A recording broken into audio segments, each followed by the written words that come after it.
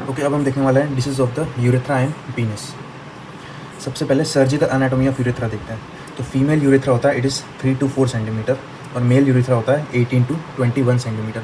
तो female urethra obviously बहुत short होता है, इसी वजह से there is less chances of any trauma, but there is more risk of UTI. तो यूटीआई जो है वो फीमेल यूरेथ्रा में ज़्यादा होता है और ट्रॉमा जो है वो मेल यूरेथ्रा में ज़्यादा होता है। तो ये याद रखना है। उसके बाद पार्ट्स ऑफ द यूरेथ्रा क्या क्या होता है वो देखते हैं। तो ये हमारा ब्लैडर है, यहाँ से ही यूरेथ्रा निकलता है और फिर पेनिस में एक्सटर्नल ओपनिंग के थ्रू एक ख़त्म हो जाता है। तो जब ब्लैडर से निकलता है तो उसके इमीडिएटली जो पार्ट होता है वो होता है प्रोस्टेटिक यूरेथ्रा। प्रोस्टेटिक यूरेथ्रा उसके बाद आता है मेम्ब्रेनस यूरेथ्रा। अब मेम्ब्रेनस यूरेथ्रा के बाद एक यूरोजेनिटल डायफ्राम होता है जिसको पियर्स करता हुआ ये बन जाता है बल्बर यूरेथ्रा। ये बल्बर यूरेथ्रा उसके बाद ये पीनिस में एंटर करता है और फिर ये कहलाता है पीनल यूरेथ्रा। तो 4 पार्ट हो गए, prostatic, membranous, bulbar and penile urethra. उसमें से जो पीएम है, पीएम को हम ज़्यादा पास रखेंगे, प्रॉक्सिमल रखेंगे। तो जो प्रोस्टेटिक एंड मेम्ब्रेनस यूरेथ्रा है दे आर प्रॉक्सिमल यूरेथ्रा, और जो बीपी को हम दूर रखेंगे, bulbar urethra and penile urethra they are distal urethra. ये बेसिक एनाटॉमी। दूसरा एक टर्म है वेरुम मोंटेनम। ये वेरुम मोंटेनम क्या होता है? प्रोस्टेटिक यूरेथ्रा के इमीडिएटली बाद एक डायलेटेशन होता है यूरेथ्रा में जिसे कहते हैं वेरुम मोंटेनम। वेरुम मोंटेनम इंडिकेट करता है कि ये लिमिटेशन है ऑफ TURP, जो trans urethral rejection of prostate है, इसकी एक लिमिटेशन है। यहाँ से आगे हम TURP नहीं करेंगे, अगर करेंगे तो फिर चांसेस रहता है कि पेशेंट को इनकॉन्टिनेंस हो जाएगी, यूरिनरी इनकॉन्टिनेंस। तो ये क्या रखना है, verumontanum, it is the distal limit of the TURP। फिर लॉन्गेस्ट पोर्शन वो है पीनल यूरेथ्रा, शॉर्टेस्ट पोर्शन वो है ये मेम्ब्रेनस यूरेथ्रा, नैरोएस्ट पोर्शन वो है एक्सटर्नल यूरिनरी मिएटस, फिर मोस्ट डिस्टेंसिबल वो है ये prostatic urethra, least distensible again membranous. तो longest penile, shortest membranous, least distensible वो मेम्ब्रेनस, मोस्ट डिस्टेंसिबल वो प्रोस्टेटिक। उसके बाद एनाटॉमी ऑफ पीनस। तो ये लेयर्स ऑफ द पीनिस होते हैं, स्किन, सुपरफिशियल फेशिया या फिर डार्टोस फेशिया, उसके बाद areolar tissue, then deep fascia या फिर बक्स फेशिया, और लास्ट में सबसे अंदर ट्यूनिका अल्बुजिनिया। ये ट्यूनिका अल्बुजिनिया, ट्यूनिका अल्बुजिनिया अगर रप्चर हो गया it will cause fracture of the shaft of penis. फिर यहाँ पे 3 मस्कुलर स्ट्रक्चर्स होते हैं, जिसे कहते, 2 जो होता है ये होता है कॉर्पस कैवर्नोसम, कॉर्पस कैवर्नोसम, और नीचे वेंट्रल साइड होता है ये होता है corpus spongiosum. Okay, ventral side एक होता है कॉर्पस स्पॉन्जियोसम और डिस्टली 2 प्रेजेंट होता है कॉर्पस कैवर्नोसम। कॉर्पस स्पॉन्जियम में के थ्रू ही पीनल यूरेथ्रा पास होता है। ये क्या होता है? तो ये जो कॉर्पस स्पॉन्जियोसम, कॉर्पस कैवर्नोसम, ये क्या थे? इरेक्टाइल टिश्यूज़ कि जब इनमें ब्लड सप्लाई इंक्रीज होता है तब ये इरेक्ट हो जाता है, कॉजेस पिनाइल इरेक्शन। अब डिसीज देखते हैं। पहले ये फाइमोसिस। फाइमोसिस का मतलब होता है फोर स्किन जो होती है ग्लैंस पेनिस की वो रिट्रैक्ट नहीं हो रही। तो glans penis, suppose glans penis से यहाँ पे फोर स्किन होती है वो it is unable to retract. Physiological भी होती है लेकिन वो up till 2 years of age होती है। 2 years तक फिजियोलॉजिकल एडिशंस प्रेजेंट होता है, उसके बाद ये अपने आप एडिशंस ख़त्म हो जाता है। अगर ये और कोई केसेस में ये 6 years तक भी परसिस्ट कर सकती है, तो it is physiological till 2 to 6 years of age. उसके बाद अगर नहीं हुआ then it is symptomatic phimosis या पैथोलॉजिकल फाइमोसिस। सिम्टम्स क्या क्या प्रेजेंट होंगे? तो एक ballooning of the foreskin while passing urine, कि बलूनिंग होगा of the foreskin, then recurrent infection होगा जिसे कहते हैं balanoposthitis which is infection of the shaft and glans penis. कि ballooning, then recurrent infection and then hydronephrosis. इसका management है circumcision. It is always surgery. Surgery हम कब करेंगे? जब सिम्टम्स प्रेजेंट हो, एज मोर देन 6 years हो, दूसरा रिलीजियस रीजन्स की वजह से। फिर सर्कमसिजन, उसकी कॉम्प्लिकेशन क्या होती है? तो पहला होता है हेमरेज, वो जो होता है due to frenular artery injury. Frenular artery injury की वजह से होता है हेमरेज। फिर infection and then chordee. Chordee होता है it is downward bending of the penis, it is downward bending of the penis. तो ये फाइमोसिस के सर्कमसिजन की complication, haemorrhage due to frenular artery injury, infection and chordee which is downward bending of the penis. दूसरे various methods है of circumcision, वो है प्लास्टिबेल, गोनोक्लैम्प and stapler. Stapler वाला वो ज़्यादा यूज़ होता है नाउडेज। तो ये सारे सर्कमसिजन के मेथड्स। उसके बाद फाइमोसिस के बाद दूसरा है पैराफाइमोसिस। पैराफाइमोसिस मतलब एक कंस्ट्रिक्शन रिंग बन जाती है अराउंड द पीनस, क्योंकि फोर स्किन जो होती है वो एक कंस्ट्रिक्शन रिंग बना देती है अराउंड द पीनस। इसकी वजह से जो पीनस है वो इडिमेटस हो जाता है, स्वोलन हो जाता है। इसकी ट्रीटमेंट के लिए हम कंजर्वेटिव ट्रीटमेंट देंगे पहले तो ग्लिसरीन और ज़ाइलोकेन जेली, ग्लिसरीन और ज़ाइलोकेन जेली। उसके बाद इससे भी नहीं हुआ then puncture in the swollen foreskin, जितने भी पार्ट में स्वेलिंग आ गई होगी वहाँ पे हम पंचर्स करेंगे टू रिलीव द इडिमा। और फिर लास्ट सर्जरी है वो है डोर्सल स्लिट सर्जरी, जिसमें हम एक इंसिजन रख देंगे और फिर उतनी स्किन को रिमूव कर देंगे।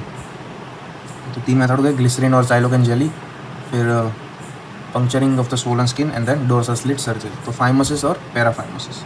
उसके बाद हाइपोस्पेडियास। हाइपोस्पेडियास का मतलब होता है जो यूरिथ्रल ओपनिंग होती है वो वेंट्रली प्लेस्ड होती है। सपोज ये हमारा ये पीनिस है, ये ग्लांस पीनिस है, यहाँ पे यूरिथ्रल ओपनिंग होगी, लेकिन हाइपोस्पेडियास में क्या होगा, जो यूरिथ्रल ओपनिंग है वो यहाँ पे वेंट्रली प्लेस्ड होगी। तो इसकी इतनी सारी लोकेशंस हो सकती है, एबनॉर्मल लोकेशंस हो सकती है। तो इसकी 3 टाइप है मेनली, एंटीरियर या फिर डिस्टल, फिर मिडल और फिर पोस्टीरियर या फिर प्रॉक्सिमल। तो जैसे जैसे जो ओपनिंग है वो पोस्टीरियरली चल जाती जाएगी या फिर मोर प्रॉक्सिमल होगी, वैसे वैसे मोर सीरियस कंडीशन होगी पेशेंट को। तो एंटीरियर या डिस्टल इसमें आता है ग्लैन्युलर एंड कोरोनल। ये एंटीरियर वाला जो होता है it is most commonly seen. Anterior में भी ग्लैन्युलर, जो ग्लैन्युलर टाइप है it is most common and it is the mildest type, it is just below the normal phenyl opening.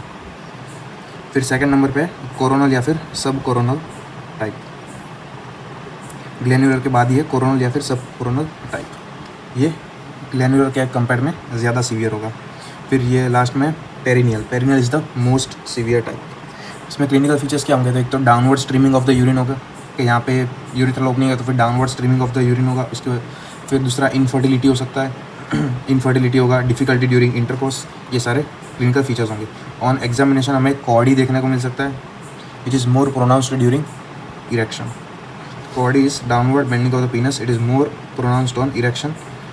जितना ज़्यादा यूरिथ्रल ओपनिंग होगी उतना ज़्यादा ये कॉडी सीवियर होगी। फिर urethral opening ventrally placed, hooded prepuce देखने को मिल सकता है। फिर इसकी मैनेजमेंट, हम हाइपोस्पेडियस कंडीशन में कभी भी सर्कमसिजन नहीं कर सकते। सर्कमसिजन को इस कॉन्ट्रा इंडिकेटेड इन हाइपोस्पेडियास, तो ये याद रखनी है। फिर इसकी सर्जरी है, उसके 4 स्टेप्स होते हैं। तो पहला होता है जो कॉडी था उसे करेक्ट करना, जिसे कहते हैं ऑर्थोप्लास्टी। तो पहले हम कॉडी करेक्ट कर देंगे। उसके बाद दूसरा स्टेप है वो है यूरेथ्रोप्लास्टी। यूरेथ्रोप्लास्टी में हम क्या करेंगे, जो यूरेथ्रल ओपनिंग होती है उसे हम सही जगह पे फिक्स करेंगे या फिर उसे रीपोजिशन करेंगे। उसके बाद we will tubularise the urethral opening, एक पैसेज बना देंगे फॉर द यूरिथ्रल ओपनिंग। तो ये दूसरा स्टेप हो गया। उसके बाद ग्लैन्युलोप्लास्टी, जिसमें हम ग्लांस पीनस का रिकन्स्ट्रक्शन करेंगे और लास्ट में स्किन कवर। तो पहला स्टेप कॉडी करेक्शन जिसे कहते हैं ऑर्थोप्लास्टी। दूसरा है यूरिथ्रोप्लास्टी, जिसमें हम यूरिथ्रल ओपनिंग को रिपोजिशन करेंगे, और दूसरा ट्यूबुलराइज द यूरेथ्रा। फिर तीसरा है ग्लांस पेनिस रिकन्स्ट्रक्शन और ग्लैन्युलोप्लास्टी, और लास्ट में skin cover. Best time for this surgery is 6 to 12 months। तो ये याद रखना है, 1.5 साल से पहले हमें कर देनी पड़ती है कैसे भी हालत में, 6 to 12 months आइडियली। इसकी सर्जरी के नाम दिए हुए हैं, डिस्टल हाइपोस्पेडियासिस के लिए अलग है, मिड हाइपोस्पेडियास के लिए अलग है। तो ये सब आप पॉज करके पढ़ सकते हो। फिर हाइपोस्पेडियास रिपेयर, उसमें हम करेंगे by insertion of Foley's catheter. Foley's catheter इसलिए इंसर्ट करेंगे ताकि प्रॉपर यूरिथ्रल पैसेज बन जाए। तो ये जो ट्यूबुलराइज ऑफ द यूरेथ्रा वो वाला पोर्शन था वो अच्छे से हो जाए इसकी वजह से। और फिर यूरेथ्रा को हम रिकन्स्ट्रक्ट कर देंगे और लास्ट में ग्लांस को भी रिकन्स्ट्रक्ट करेंगे और फिर स्किन से कवर कर देंगे। Complication of this surgery main is haemorrhage, then infection, recurrence of the कॉडी, यूरेथ्रोक्यूटेनियस फिस्चुला। तो यूरेथ्रोक्यूटेनियस फिस्चुला एक एक्सटर्नल ओपनिंग बन जाएगी connecting urethra and the skin. फिर स्ट्रिक्चर फॉर्मेशन हो सकता है। ये सारे इसके complication, main is urethrocutaneous fistula and stricture formation. तो फुली ये याद रह गया होगा हाइपोस्पेडियास।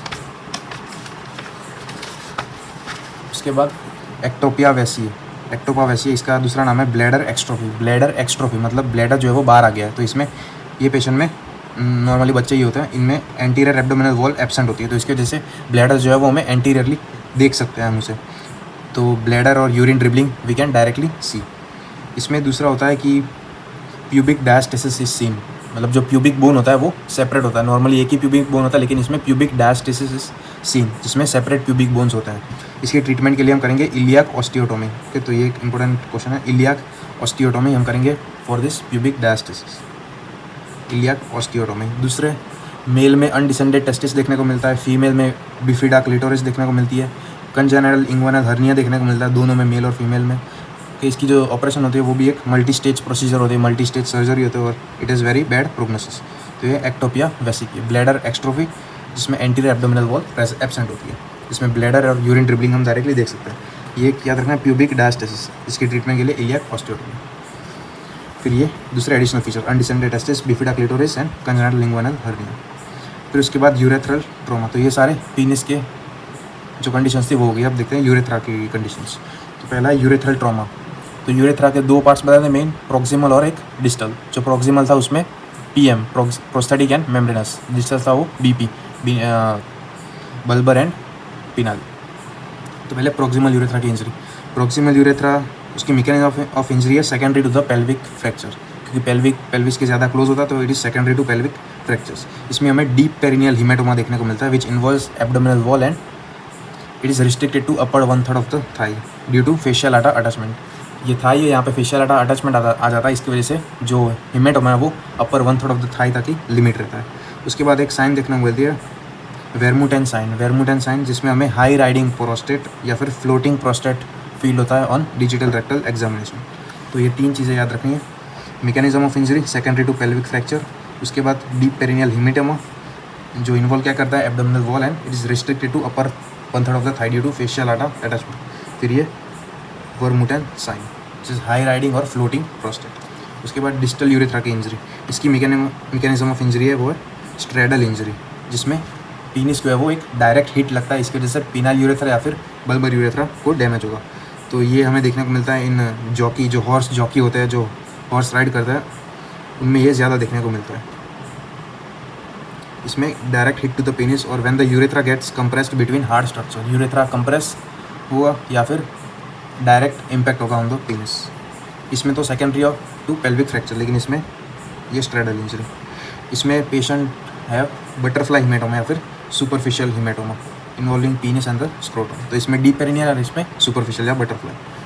फिर क्लिनिकल फीचर्स, यूरेथ्रल ट्रॉमा हुआ तो inability to pass the urine plus there is will be able to see blood at the tip of the meatus. तो ये दो चीज़ें मोर कॉमन होती है। ओके, दोनों प्रॉक्सिमल यूरेथ्रा इंजरी और डिस्टल यूरेथ्रा इंजरी दोनों में देखने को मिलती है। Inability to pass the urine और blood at the tip of meatus. फिर इन्वेस्टिगेशन ऑफ चॉइस वो है रेट्रोग्रेड यूरेथ्रोग्राम, इसमें डाई इंजेक्ट करेंगे through the urethra, retrograde urethrogram. और मोस्ट कॉमन साइट है ऑफ दिस यूरेथ्रल ट्रॉमा हुआ बल्बर यूरेथ्रा या फिर बल्बो मेम्ब्रेनस जंक्शन। तो इन्वेस्टिगेशन हो गई रेट्रोग्रेड यूरेथ्रोग्राम। फिर दो मैनेजमेंट होती है, एक तो इमरजेंसी मैनेजमेंट और एक डेफिनेटिव मैनेजमेंट। इमरजेंसी मैनेजमेंट में कौन से केसेस में हम वेट एंड वॉच करेंगे और कौन से केसेस में हम ऑपरेट करेंगे या फिर इमरजेंसी ट्रीटमेंट करेंगे।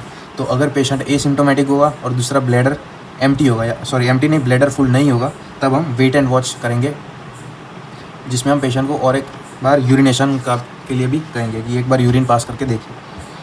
क्योंकि एसिम्टोमेटिक होना चाहिए और ब्लैडर फुल नहीं होना चाहिए, तो वेट एंड वॉच। लेकिन अगर patient is unable to pass the urine plus the bladder is distended, तब हम करेंगे सुप्राप्यूबिक कैथेटराइजेशन।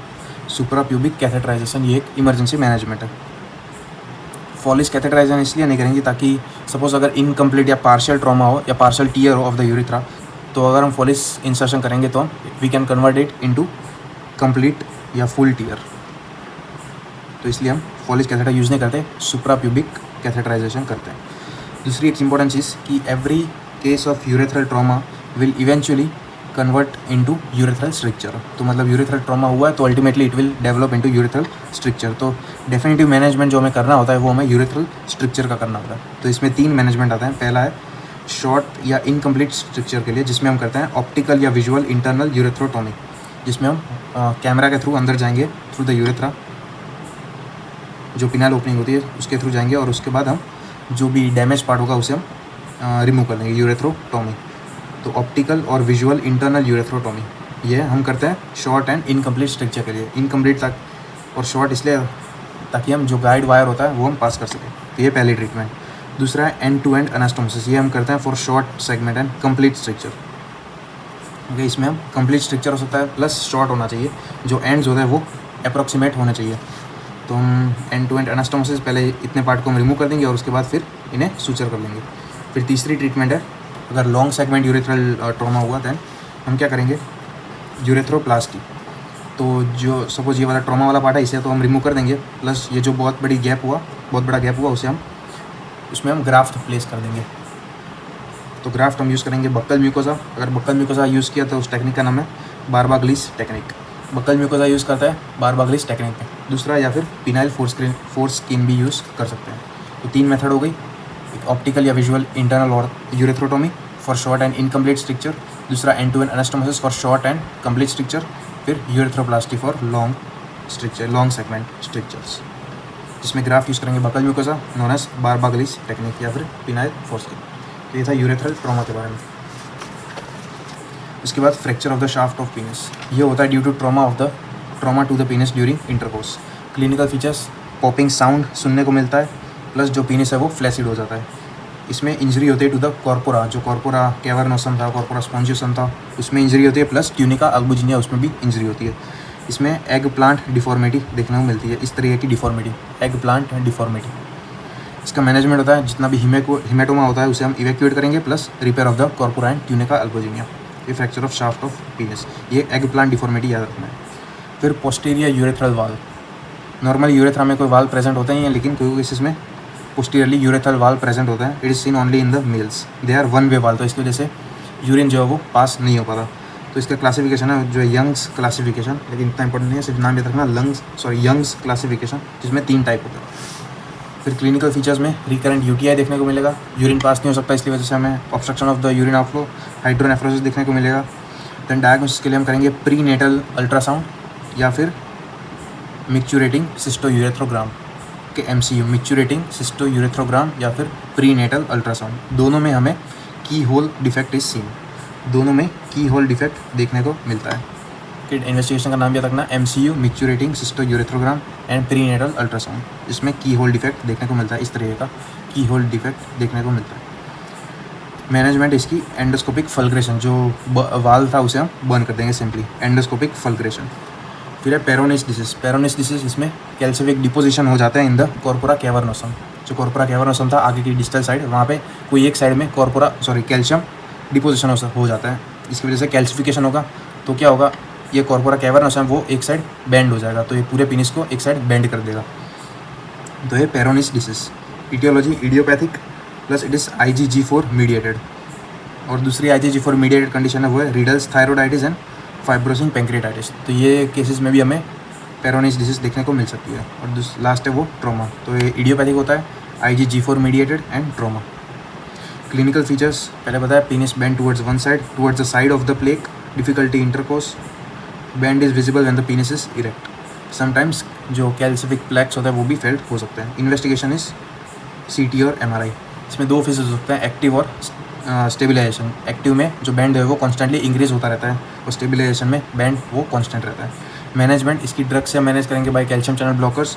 दूसरी सर्जरी है वो है नेस्बिट्स प्रोसीजर। इसमें हम क्या करते हैं, सपोज ये बेंड पेनिस है, तो यहाँ पे कैल्सिफिक डिपोजिशन था, तो हम क्या करेंगे, जो दूसरी साइड वाला कॉर्पोरस कैवर्नोसम होगा उसमें हम नॉन एब्जॉर्बेबल बाइट्स ले लेंगे, नॉन एब्जॉर्बेबल सूचर की बाइट ले लेंगे।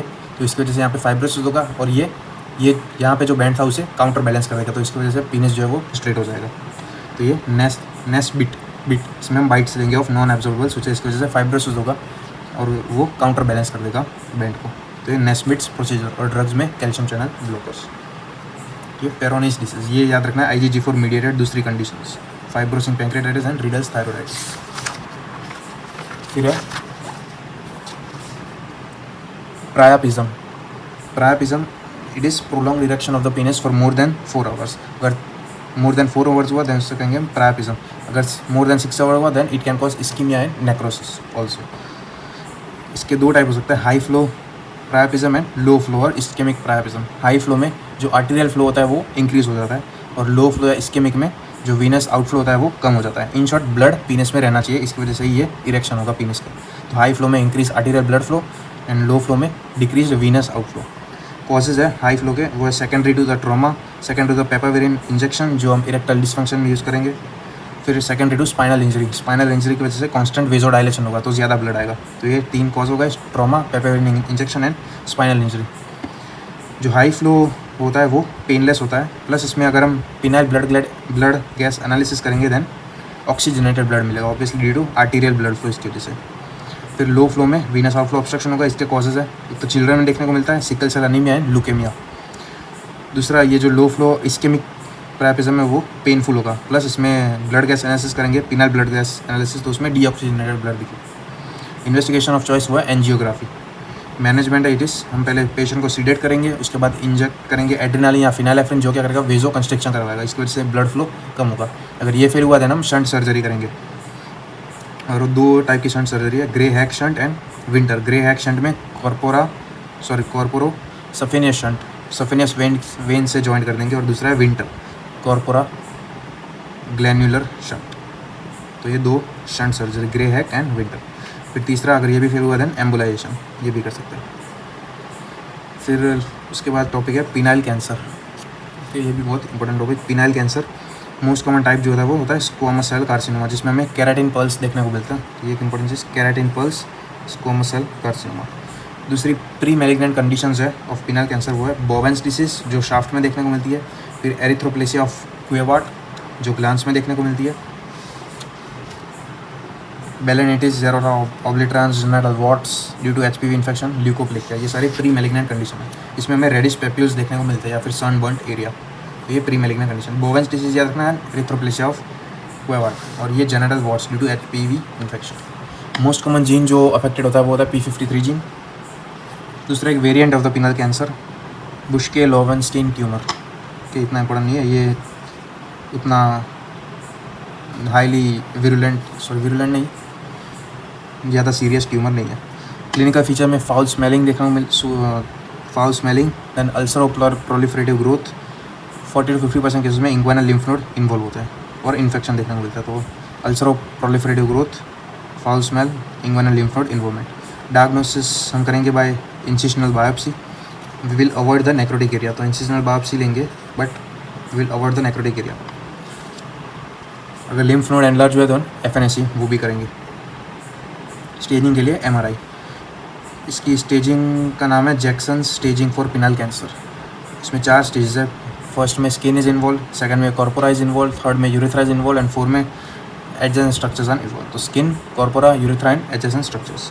मैनेजमेंट, ये जो प्री मैलिग्नेंट कंडीशन होती है बोवेंस डिसीज या कोई भी इन सिटू कैंसर, उसमें हम टॉपिकली 5-फ्लोरोयूरासिल क्रीम अप्लाई करेंगे। प्री मैलिग्नेंट कंडीशन में 5-फ्लोरोयूरासिल अप्लाई करेंगे उसकी क्रीम टॉपिकली। फिर दूसरे slow growing lesions which involves the glands penis, उसमें हम ग्लैंसेक्टोमी करेंगे। फिर इसके प्रिंसिपल है सर्जरी के principle of the penile cancer, जो हमें ये सपोज ट्यूमर साइट है तो हमें 1 सेंटीमीटर मार्जिन लेफ्ट करना है और इतना हमें रिमूव करना है, प्लस हमें 2 सेंटीमीटर स्टम्प मेंटेन करना है ताकि जो यूरिनेशन हो तो प्रॉपरली हो सके। तो 1 centimetre margin and 2 centimetre stump is required. लेकिन सपोज ये तो डिस्टल में प्रेजेंट होगा तो फिर हम कर सकेंगे और इसे कहेंगे हम पार्शियल पेनेक्टोमी। लेकिन अगर ट्यूमर वेंट्रली प्रेजेंट हुआ तो इसमें 1 सेंटीमीटर मार्जिन तो हो जाएगा लेकिन 2 सेंटीमीटर स्टम्प नहीं होगा, तो इसलिए हम टोटल एम्पुटेशन कर देंगे प्लस पेरिनियल यूरेथ्रोस्टोमी, जो हम यूरेथ्रा की ओपनिंग है वो हम पेरिनियम में रिपोजिशन कर देंगे। तो पेरिनियल यूरेथ्रोस्टोमी प्लस टोटल एम्पुटेशन ये करेंगे अगर प्रोक्सिमली ट्यूमर प्रेजेंट हो तो होपफुली ये क्लियर हो गया होगा मैनेजमेंट। ये मैनेजमेंट सर्जरी की प्रिंसिपल, और डिस्टल ट्यूमर हुआ तो क्या करेंगे और प्रोक्सिमल ट्यूमर हुआ तो क्या करेंगे। फिर इंग्वाइनल लिम्फ नोड इन्वॉल्व हुए तो क्या करेंगे वो देखते हैं। सपोज अगर इंग्वाइनल लिम्फ नोड एनलार्ज नहीं हुए तो हम क्या करेंगे, सेंटिनेंटल लिम्फ नोड बायोप्सी ले लेंगे। सेंटिनेंटल लिम्फ नोड बायोप्सी अगर वो नेगेटिव आई है तो कुछ नहीं करेंगे, अगर वो पॉजिटिव है then ilio inguinal lymph node clearance वो कर देंगे। कि एनलार्ज नहीं हुए then sentinel lymph node biopsy ले लेंगे, अगर नहीं आई तो कोई बात नहीं, अगर पॉजिटिव आई है then ilio inguinal lymph node clearance. लेकिन अगर लिम्फ नोड एनलार्ज है तो हम क्या करेंगे, पहले उन्हें वहाँ पे जो इन्फेक्शन होगा उसे हम कम करेंगे by giving 2 week course of antibiotics. फिर हम FNAC करेंगे आफ्टर 2 वीक्स। अगर नेगेटिव आया तो वेल एंड गुड, अगर पॉजिटिव आया then radiotherapy plus ilio inguinal lymph node dissection. Okay, enlarge हुए उसमें हम डिसेक्शन करते हैं, नॉट एनलार्ज उसमें हम क्लियरेंस करते हैं। तो radiotherapy and ilio inguinal lymph node dissection plus अगर फिर भी कम नहीं हुआ देन कीमोथेरापी देंगे, 5-फ्लोरोयूरासिल एंड सिस्प्लेटिन की कीमोथेरापी देंगे।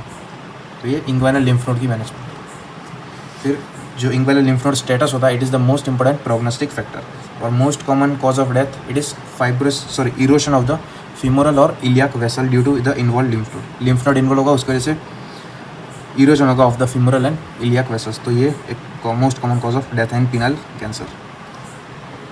अब 2 शॉर्ट टॉपिक्स है, होपफुली ये क्लियर हो गया होगा। मैनेजमेंट देखा, उसमें सर्जरी देखी कौन कौन सी थी, प्रिंसिपल्स देखे, और ये इंग्वाइनल लिम्फ नोड मैनेजमेंट। फिर 2 शॉर्ट टॉपिक, यूरेथ्रल कैरंकल, ये एल्डरली वुमन में देखने को मिलता है। इसमें एक सॉफ्ट रास्पबेरी टाइप स्वेलिंग हो जाती है, पिडंकुलेटेड होता है, फीमेल एल्डरली, और पोस्टीरियर यूरेथ्रल वॉल को इन्वॉल्व करता है। क्लिनिकल फीचर इसमें ब्लीडिंग है, और मैनेजमेंट में एक्सीजन विद द कॉटरी। तो यूरेथ्रल कैरंकल। फिर फाउलर सिंड्रोम, इसमें फंक्शनल ऑब्स्ट्रक्शन होता है ऑफ द यूरेथ्रा, इसकी वजह से यूरिन पास नहीं हो पाता दिस। तो urine retention is the clinical features. It is seen in female with PCOS, polycystic ovarian syndrome, इसमें देखने को मिलता है female with PCOS। Fowler syndrome, Fowler से फंक्शनल ऑब्स्ट्रक्शन, ये याद रखना है। डायग्नोसिस के लिए हम इलेक्ट्रोमायोग्राफी करेंगे, मैनेजमेंट में सेक्रल न्यूरोमोड्यूलेशन। तो ये फाउलर सिंड्रोम। तो यही था पूरा यूरेथ्रा एंड पीनस।